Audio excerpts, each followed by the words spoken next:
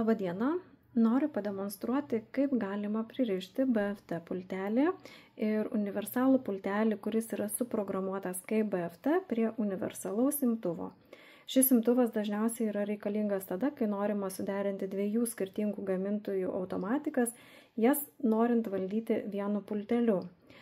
Šiuo atveju turime originalų BFT pultelį, kuris atėjo iš originalios BFT automatikos ir turime imtuvėlį, kuris galėtų būti pristatytas prie bet kurios vartų automatikos, kurią norima suderinti su BFT automatika.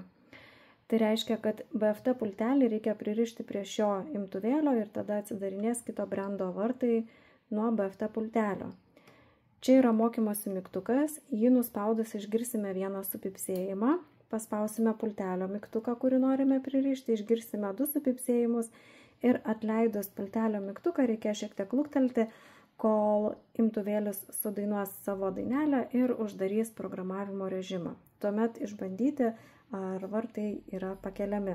Taigi nuspaudžiame, vienas supipsėjimas, paspaudžiame pultelio mygtuką, du supipsėjimai ir laukiame.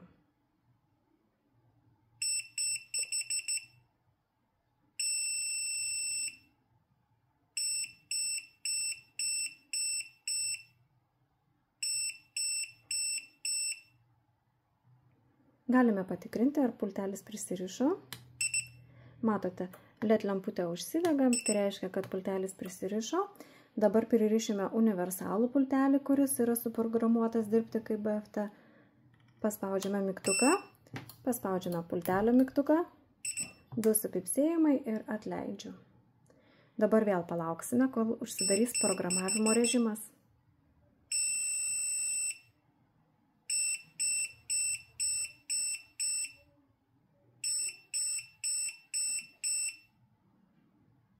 Patikrinkime.